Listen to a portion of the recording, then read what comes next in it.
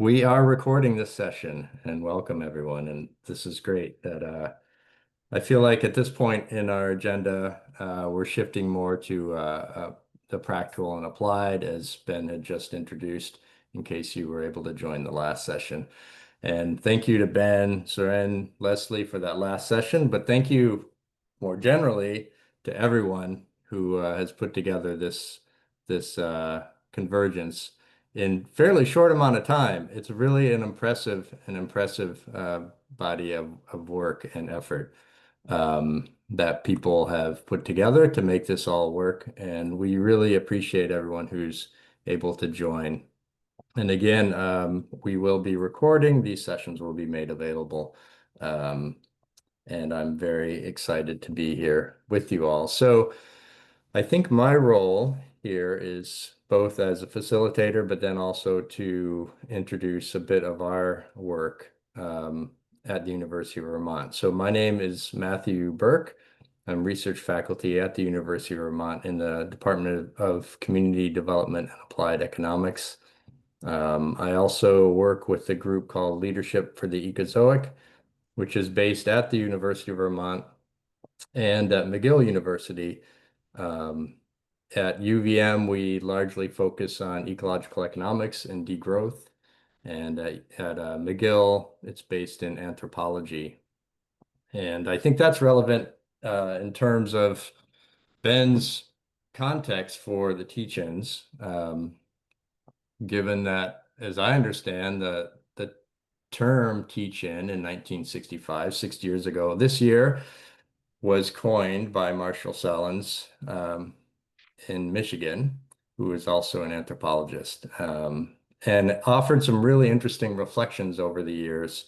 Marshall Salins passed away about in 2021, but really interesting reflections as well that are worth going back and noting in terms of what teach-ins did, what they've become, and what they might be going forward. And I think all of those questions are sort of top of mind for us here. This particular session is called Campuses and Communities, Sharing Teach-In Plans, Ideas, and Questions. And it's those elements of the planning, of the ideas, of the questions that are coming up that have already been introduced. Suren and Lesley had introduced some of the very important pressing questions, I think, about this particular moment of trying to organize a teach-in. This is also an opportunity for those, whether you are further along with Next Systems teach-ins or whether you're just beginning, this is also an opportunity to kind of bring you in and to invite you in to consider what it would look like in your particular context, whether you're at a campus, whether you're in a community, whether you're in whatever kind of setting you would wish to be organizing your teach-in. But to help to make this a little more tangible, that's part of what we want to do now, which is to introduce three, I believe, cases of this organizing around this round has described of Next Systems teach-ins. And two of them will be on campuses. So one will be Matias Vacadeza Sevilla, who just joined us, and myself will speak to our organizing efforts at the University of Vermont. I believe then, is Kathryn here? Okay. Um, we will also speak to or hear again from Suren Moodliar, who will speak to some of the community-based teach-ins in Syracuse, New York. And we are trying to bring in Kathryn Milun as well, who will speak to some of her organizing efforts at the University of Minnesota. So each of these presents somewhat different contexts, different situations, but sort of a unified effort, which I think in some ways is unique in the sense that we are organizing it around a particular systemic analysis and outlook, and that we're trying to do this in a way that enables others to kind of develop their own place-based, contextually oriented teach-ins. So again, to make this more tangible, we want to just explain a little bit very briefly a few minutes each, what we've done, what we're thinking about it could look like in our cases. Hi, Kathryn. And what we, what types of core questions or issues are coming up for us, right? So if each of the speakers can address those 3 points in maybe 3 to 5 minutes, maybe a little more if you need it, but then we'll turn to open it up to questions and answers. Um, and just by way, I guess, of firstly of introduction, I'll just ask each of the speakers to kind of introduce yourselves and where you're coming from in all of this.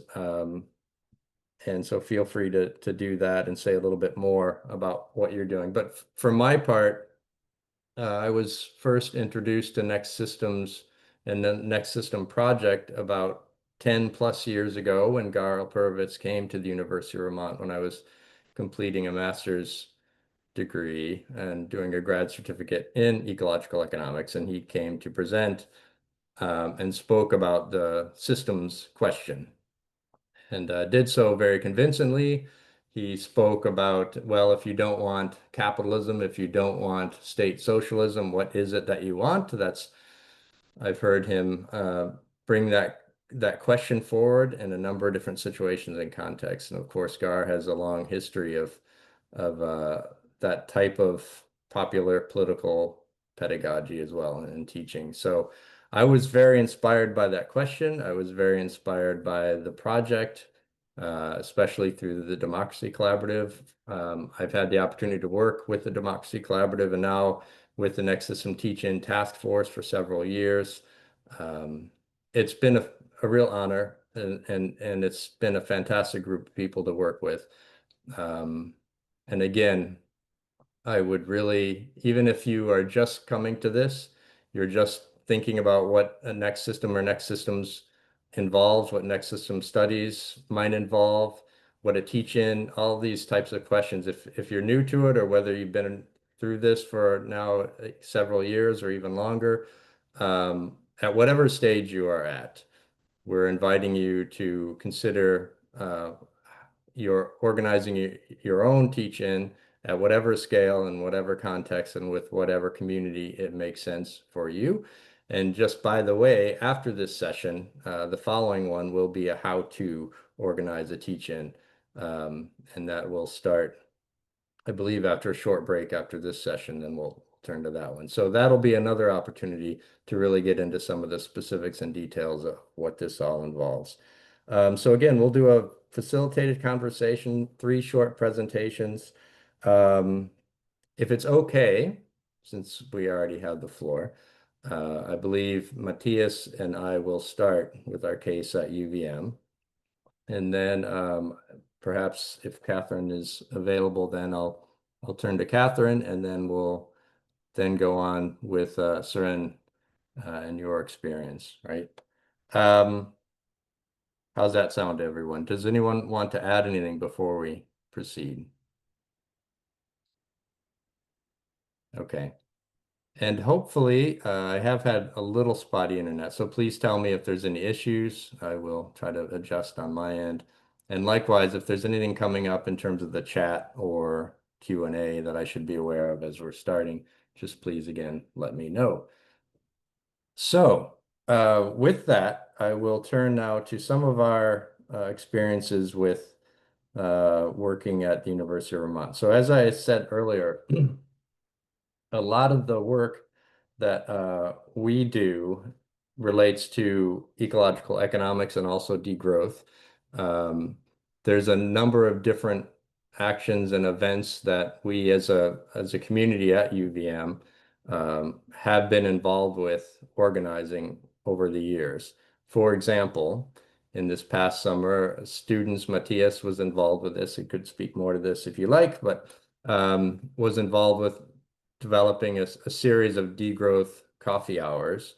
And that's very explicitly a way to try to bring the idea and the practice and the thinking of degrowth to a broader community outside of the academy. That took place off the university campus. And so a way of trying to connect with people where they are. That's just one example, and we have a number of other ways. So As a community leadership for the Ecozoic or L4E, we will often find ways of engaging with people across campuses. That's fundamental to what we do, but also across within our own campus and developing our community there. So the purposes, as we've kind of been thinking about it, in our case, we do not have a next system studies program. And in fact, one of the first questions and issues that we deal with consistently is what do you even mean by next systems? What is a next system studies, right? So there's a lot of internal work. So we recognize this teach-in for us was a real opportunity, firstly, to build community and to do so with that sort of systemic analysis, an understanding of systems levels, crises, and systems design, and so on, as Ben has described.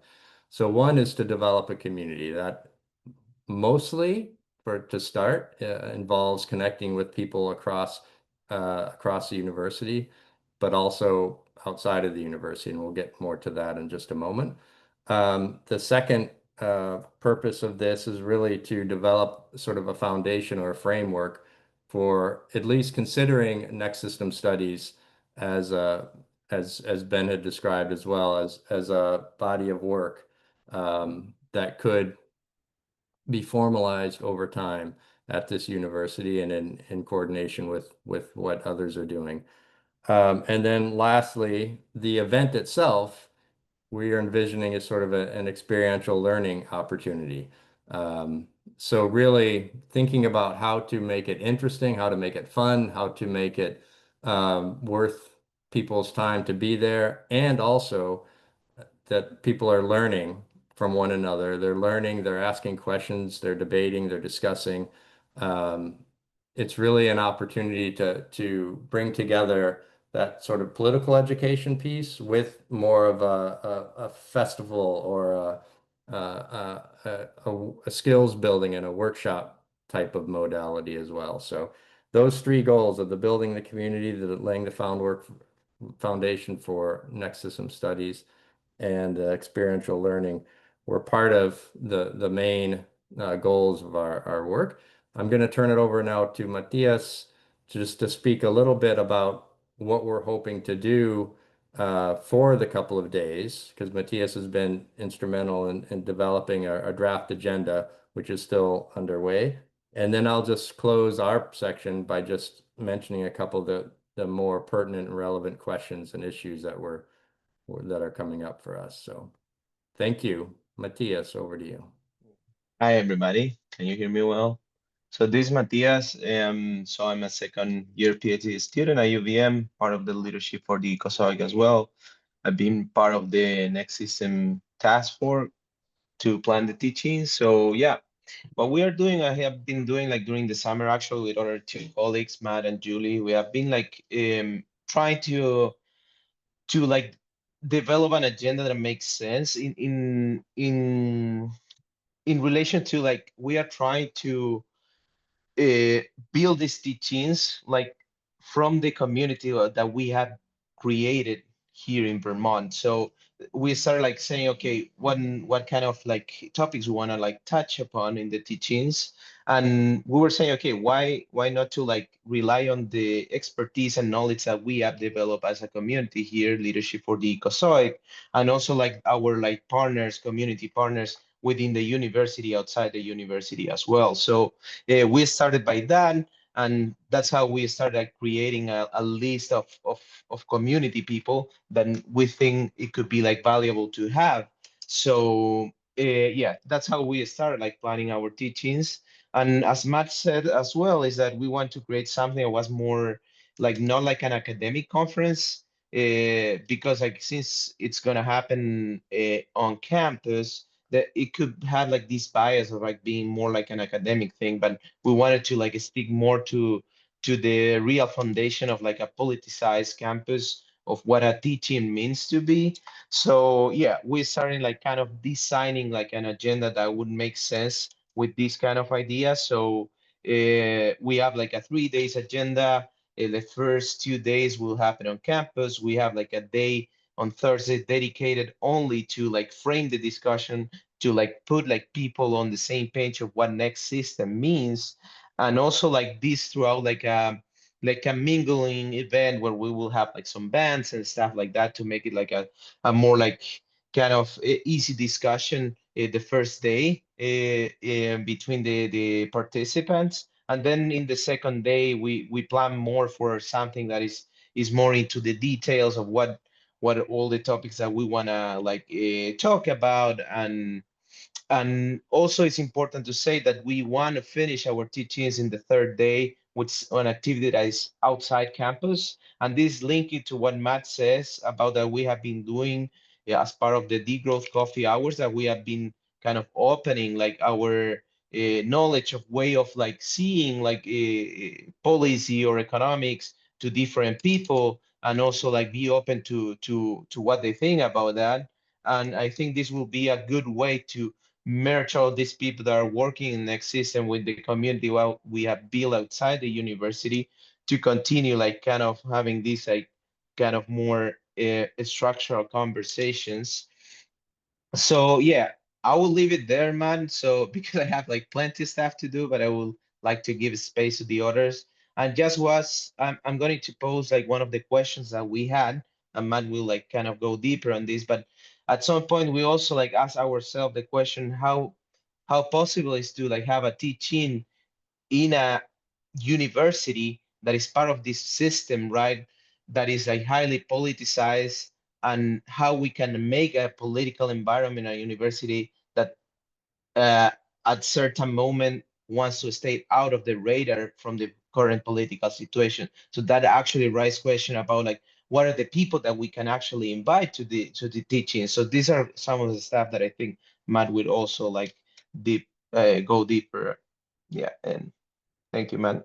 Thanks, Matthias. Yeah, and I see some questions already coming in, but we're going to try to get through some of these points pretty quickly, and then we'll turn to the Q&A. But just to briefly add to that, so we recognize that the context of the university, especially in North America, especially in the US, is very different than it was 60 years ago, right?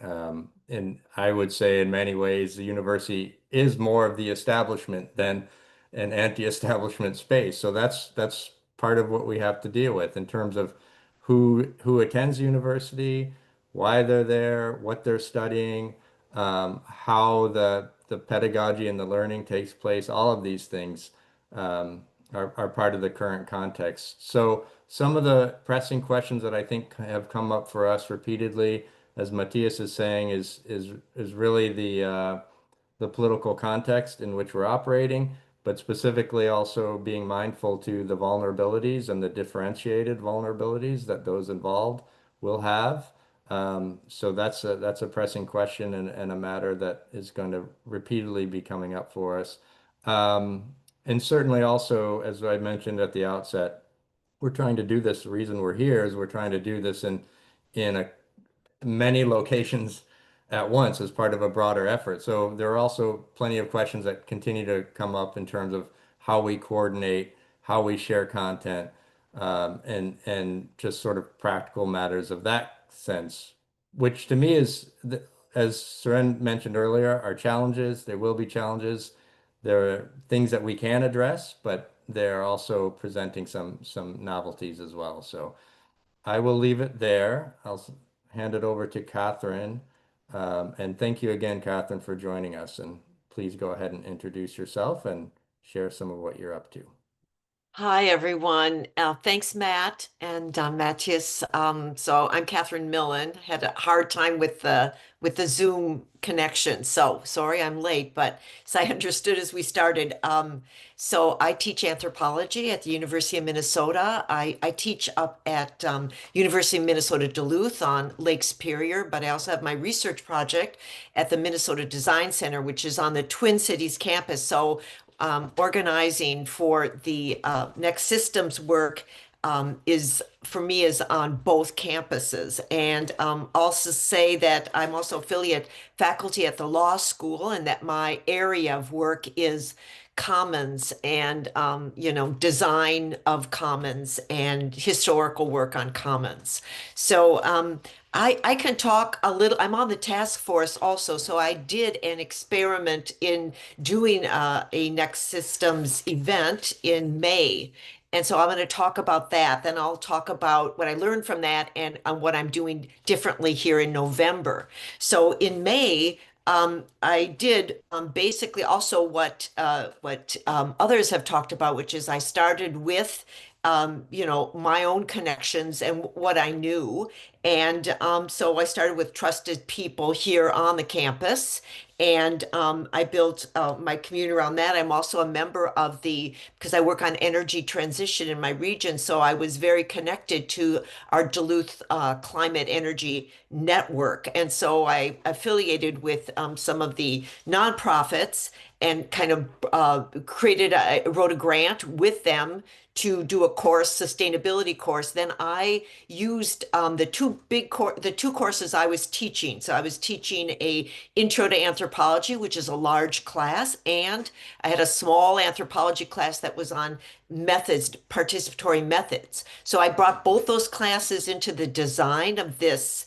And we took a theme on solutions to pollution. We had some very local things, and we had about a 3 hour one day event on the UMD campus that involved community and others. We had a band, bluegrass band. We had food that allowed us to do this. We had stipends to pay people. We had 3 speakers, and I'll talk a little bit about more in detail about that at the next session, how I used the students to actually help be hosts for this, how I integrated into the classroom so that they could also then be very much involved with this. But basically we had 3 speakers, and they could be then into the webinar, the webcast portion of this that would be now globally in November. So with the 3 speakers, then we did a World Cafe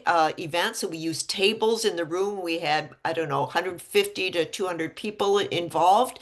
And within a World Cafe that we integrated the kind of to create shared understanding with our audience of what the speakers had said. So the speakers presented, and then we had music and food and et cetera in between. So that was again solutions to pollution, and we worked on local things. For November, I'm going to do something both campuses. So uh, in Duluth right now, we are facing, and again, to the point of place-based nature of teach-ins. So, really to be able to start with an event that people are really facing in your area right now. For us, with regard to climate and energy systems, our local utility is facing a buyout by a private equity firm. So we have a huge BlackRock. So we have a huge event here coming, and we have that same institution buying up space by Lake Superior for data centers. So this is a huge, event. Lots of people are organized around. And so we're taking that as our teach-in event for up here.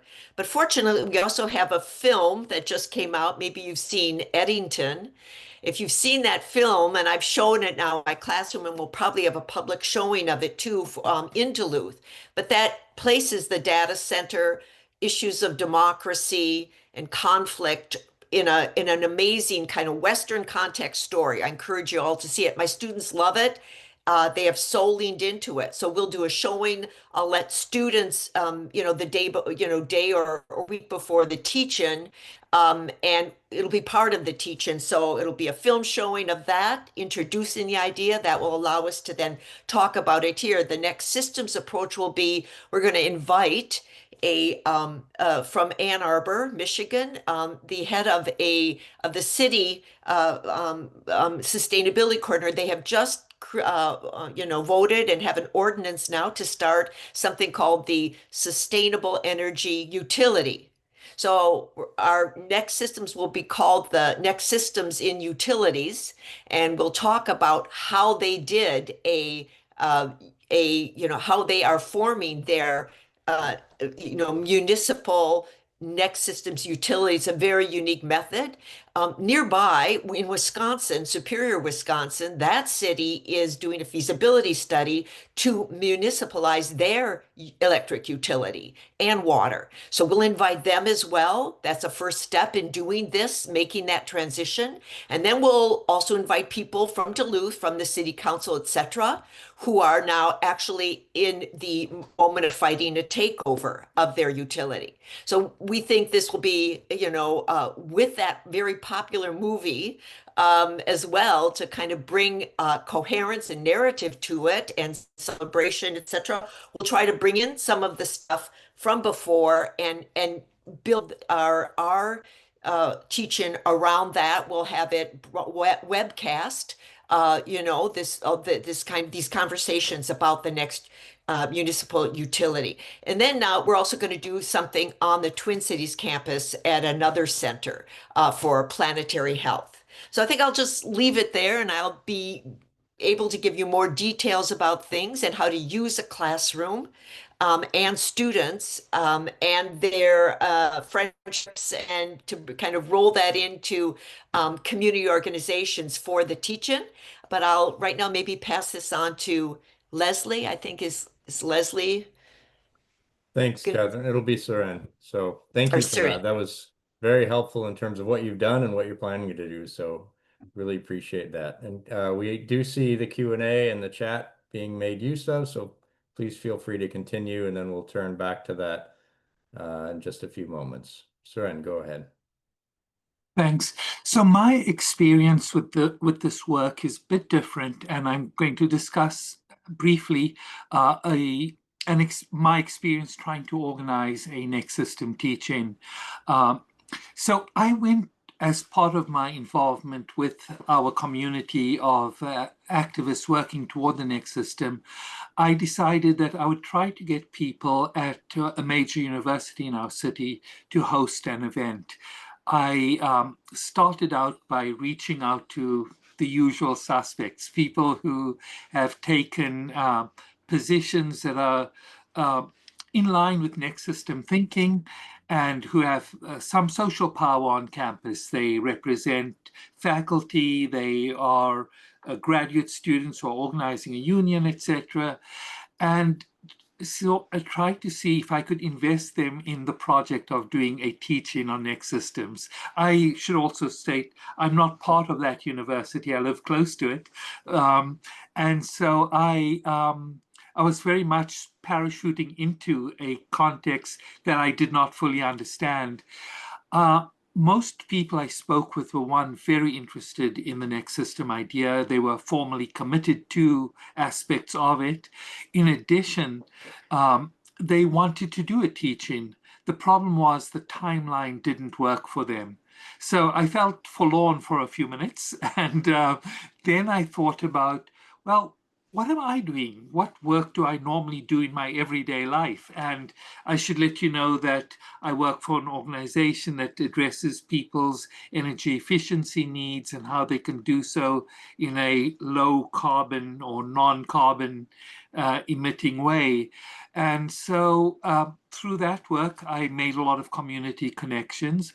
However, I cannot sort of plant this project on top of my normal 40-hour a week work schedule. And in addition, there are identity and project questions when you try to do so. However, there were people I worked with in the early days of the pandemic trying to keep people in their homes during the pandemic, during the lockdowns. And what do I mean by trying to keep people in their homes? Well, the state had adopted a moratorium on evictions. However, evictions were still being prosecuted because local judges were not following the state mandate. And so we went door to door in the most impacted communities to let people know about, one, their rights and how this process could be basically stopped, at least during the pandemic period. So I was working with the tenants union and a number of other pro-housing groups. And one of the things that came out of that work was the launch of an entity we're calling Syracuse Action for Land and Transformation, which is wholly sort of based on next system kind of thinking. But we haven't really done anything. Our first project was to begin exploratory work on a community land trust. Now, let me tell you a little bit about the city before I tell you about what we're actually going to be doing for the November teach-ins. Like most cities in upstate New York, Syracuse presents as a tale of two cities, right? And the two cities are within one geographic area, essentially are polarized on race and very predictable race and class grounds. If you look at the formal city itself, the average income of a household is around $25,000 a year. The surrounding suburbs go up to around 60,000, with many going up into the hundreds of thousands. So there is this polarization between the city itself and the suburbs. In addition, as a consequence of the Inflation Reduction Act, which is harnessed to the engine, was harnessed to the engine of growth, there's going to be $100 billion, that's B, billion, dollar investment in a microchip factory. And so that has begun to distort property markets in a sense that it's expected to employ a large number of high-income people, and these in turn have a higher buying power. So all sorts of housing is bought up. So yeah, you have this paradox of a city with a large quantity of housing, some of it good housing stock, others poor housing stock, and even the poor housing stock has now gone up in price, rendering the city one of, if not the most difficult place to find a vacancy if you're a tenant looking for an affordable house. In addition to that situation with respect to housing, general economic growth, short of that bright spot of $100 billion of investment planned for the next 20 years, is really down. There have been great strides made in terms of the clean energy economy, but a lot more needs to be made at a time when federal forces are moving in the opposite direction. In other words, housing as an engine of growth is going to produce perverse outcomes, right? Low quality housing stock at high prices, right? And in addition to that, the employment situation isn't very rosy. It's where the $100 billion of investment will be, there will be a general two-tier workforce, right? People paid really well, and others paid to serve those people, right? So all sorts of service sector jobs. So in this context, we began to think about how could we use the teaching process to help us, right? And so given that I had already done outreach to people on campus, we're going to ask them to help co-sponsor a teach-in. One of the partners that we're going to work with to host a teach-in, which will include an exhibit, a meal, and a public forum on housing, is to bring in co-sponsors from the campuses, as well as those people working on organizing tenants to the teaching itself. And we're hoping that this will lead to a conversation about housing that goes beyond the traditional model foisted on communities, which is the promotion of single-family plots in which a single-family home will be owned, right? In Syracuse, however, a majority of the residents are tenants. And so we want to think about alternative arrangements for them. It could include single-family dwellings, but it might include building and thinking at the neighborhood scale about the common resources that go into creating the housing. Another dimension to this is that the organization that has agreed to co-sponsor the event with us has focused on the food desert that is the city of Syracuse, right? Or at least the people of color parts of the city are part of a food desert. And so with that organization as a host, it will be an appropriate place to host a meal for the community and begin a conversation. It will also create an opportunity for for people on campus to discover what are their potential relationships with the with the broader community, right? And this is an interesting question given the history of the city. For example, the major university in the city used to operate a coal-fired power plant that warmed up the campus. And that existed for many years. And as a result, the immediate neighboring community was subject to high asthma rates. So that has now been converted to a natural gas plant. But we can think about the relationship being reversed in many ways. Should they electrify? Should they create non-carbon forms of energy generation? Those could potentially be shared with the community, but they cannot happen. That cannot happen unless we generate the demand within the community for that to happen. And so I think it's not so much generating the demand, but surfacing the demand within the community. And I think a teach-in is a place where we can surface the demand.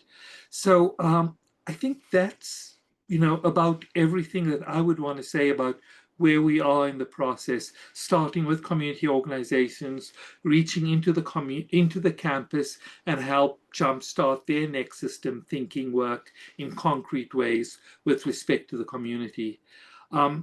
I'll leave it at that point. Yeah. That's fantastic. Thank you. And Aziza notes in the chat, thank you for providing that context about Syracuse, which I think underscores the importance of understanding and foregrounding the particularly pressing issues that one's community faces. So just to say again that we will have another session soon after this one, after the break, that will get more into the how-to. So we will do our best to get to all the questions here, but let's also note those questions, and then we can perhaps bring them into the follow-up conversation as well. So I'm just going to start at the top, and there was already one, perhaps two, that Ben has attempted to answer, but I'm going to share them, read them anyway, and just allow us to consider them and answer them together. So the first, how can we share ideas, skills, and resources that we presented at Convergence, meaning yesterday, and then there was also the Convergence in April, with participants and stakeholders for the November teach-ins? So in other words, how can these ideas, skills, resources that have been documented now and archived potentially, how can they be shared and made available to those who are organizing and participating in November? So Ben, you had started to answer that, and then we can open that up to anyone else. Do you want to come on, Ben? Sure, I can do that. Wasn't planning on. I just wasn't sure where we were going to get, so I thought I should take on some of the questions. But I'm glad to bring it up verbally. Yeah, I mean, you yourself, Matthew, and Lesley and others here have been involved with the library committee. So I guess the short version of the response here is that we are building a collection of resources, and that is one of the things that we want to do through this process is to take what you have to offer, Sam, and everybody else, and organize it and make it available, and to over time build a library and also a map of initiatives and resources and in different parts of the world. So send that to contact@nextsystem.org. And let us know what it is that you have to contribute, and that goes for everybody here or somebody who's watching this later on a recorded video. And this is also another reason why it is important that we are starting. This has been largely a volunteer effort, but we're starting to get some resources into this process. We need those resources. So if you're watching this and you have resources, contact us in terms of financial resources, because building a library takes a lot of work and it takes coding and other things. But don't wait on that to send us the resources. Contact us if you got things to share. Thank you, Ben. Others, anything else to add to that? Okay. The next question we had coming in, given that what we mean and do not mean by next systems is likely unfamiliar to many, do you have suggestions for how to invite multiple perspectives while at the same time make sure that many sessions do not fall into conventional paradigms. I observe that many established academic and community development approaches to environmental and social change that I see locally are not necessarily next systems approaches. How to center next systems specifically when inviting speaker participants. Who'd like to take that one?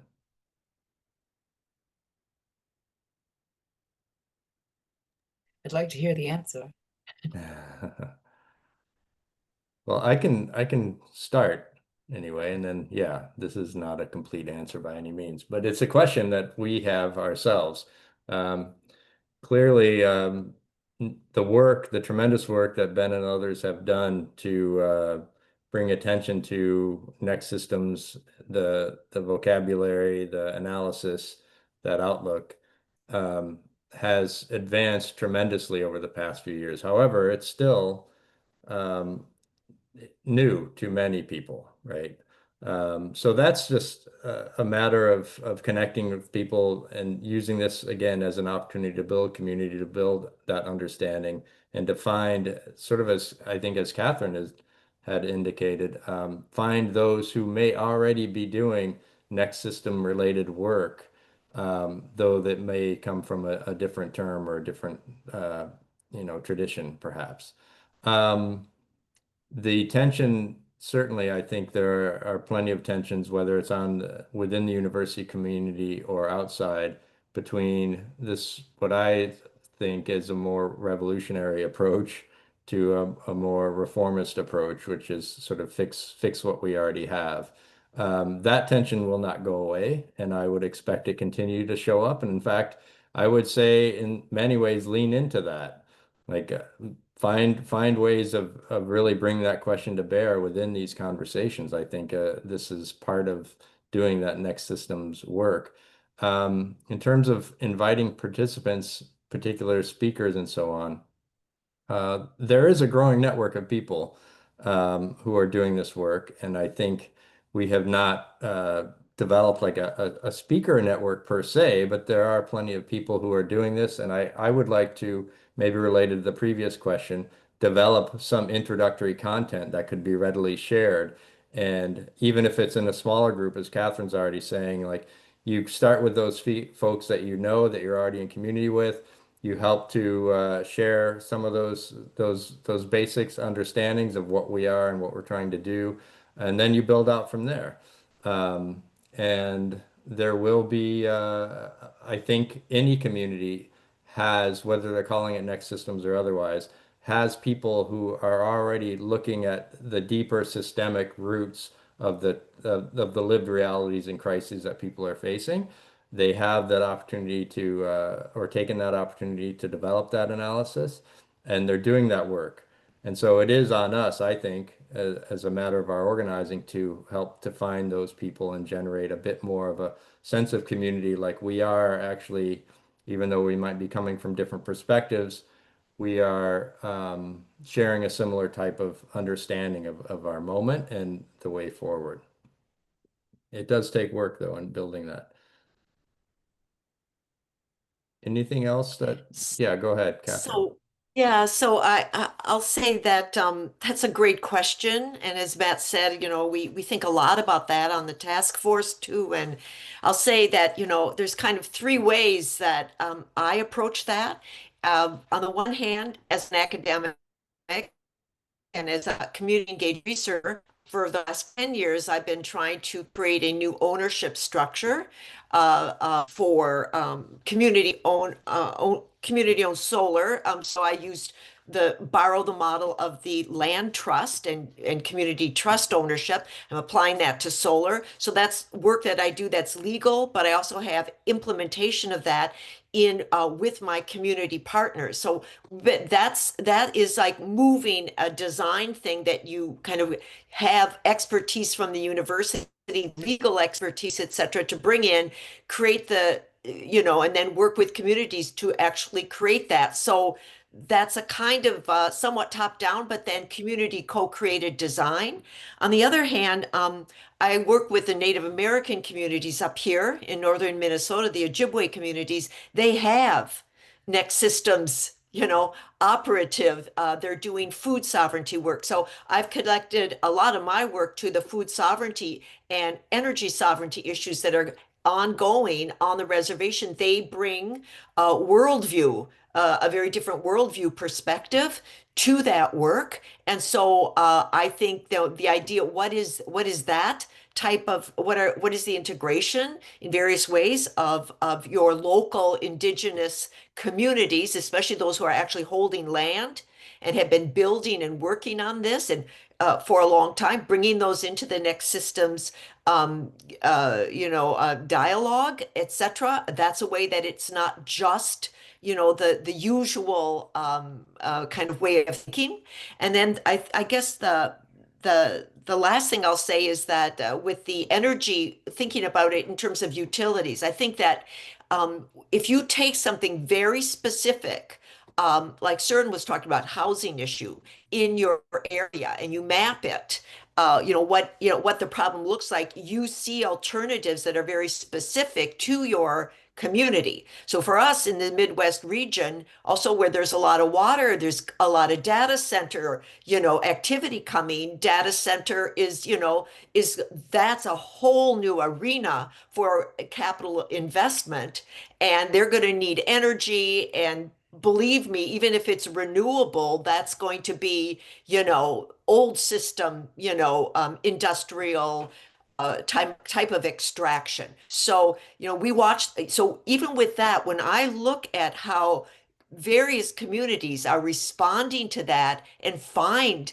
a really interesting model, like in Ann Arbor, then to bring that in and to have a discussion. So then you can build in,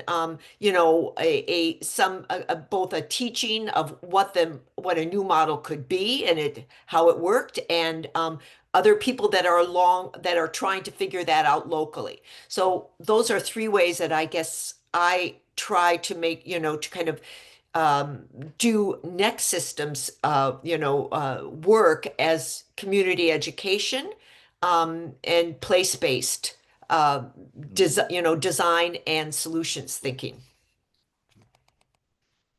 It's fantastic. Yeah.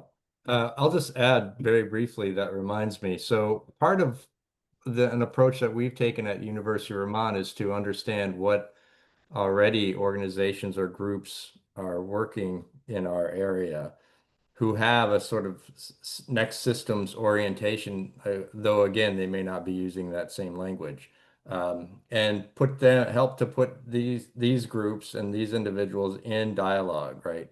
And that to me is a very exciting approach. And there was an example of that, I think, yesterday and with ABCD and solidarity economy. There was another one related to that with solidarity economy and social ecology, which has this long traditions and roots in Vermont. I think doing that, like what does social ecology look like next to degrowth, for example, right?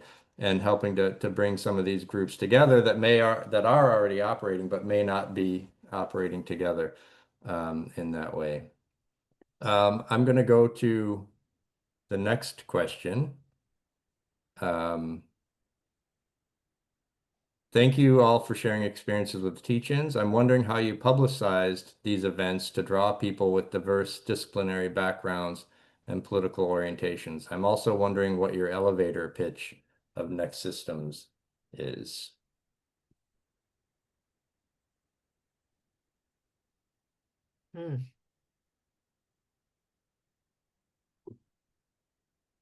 Suren, do you want to start with that one? Yeah. You asked about the elevator pitch, and I have to confess, I just don't have one yet. I will have one by the time we're announcing and organizing our event. In a manual that was working, we do talk about crafting your elevator pitch. And so when we think about crafting an elevator pitch, the elements are, one, it has to be short. Number two, you do need to get to a problem that you're solving. And the problem that you're solving needs to be one that relates to the person with whom you're engaged in dialogue. And so there are all these elements to developing an elevator pitch. And what I would suggest is, if you're sitting with your group of people, sit down and talk with them about what are the most urgent issues and how your teaching will solve or go toward constructing a conversation about solving the problem that you're addressing.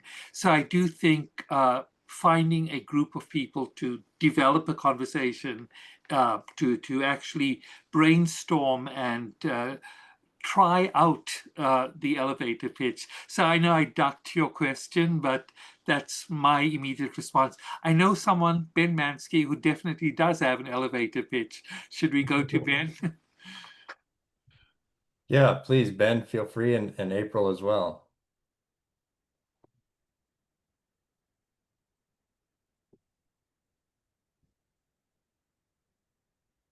They've been working systems and also been on several presentations, so they may have just stepped away. Oh, Yeah. there's I was looking for an article. So there's an article that was published in Nonprofit Quarterly. I'll provide a link a while ago that I authored that has elements of an elevator pitch, but and I'll share that. And there'll be a much longer and much more developed piece in the Journal of Global Social Challenges this fall as well.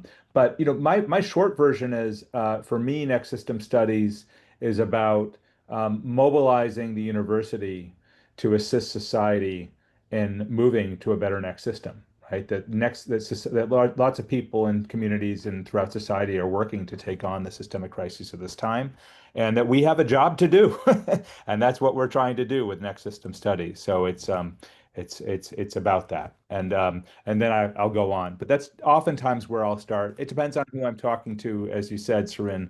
Sometimes if I'm talking to people who are already invested in economic democracy or who take democracy really seriously, I'll just say, it's about working to build a world beyond capitalism and the university being involved with that.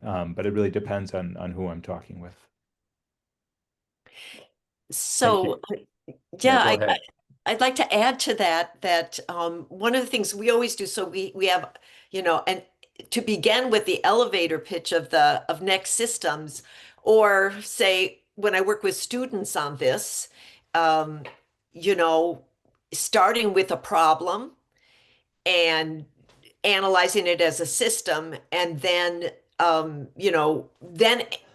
looking at systemic solutions, but in the end getting the students to create a symbol, to create an image, to get artists involved and create some kind of visual. And then that is what leads for our teaching and various other things. So there's some work done behind the scenes by people. It's a complexity of this. And then and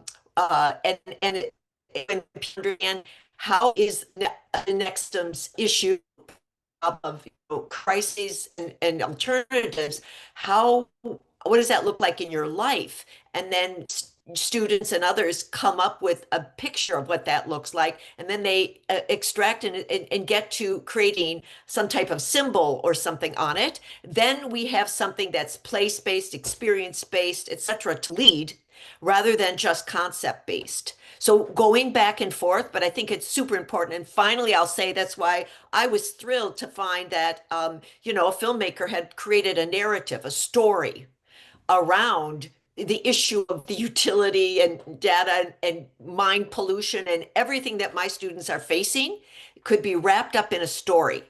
And those students leaned in to that story, and I can explain anything with Next System, just that.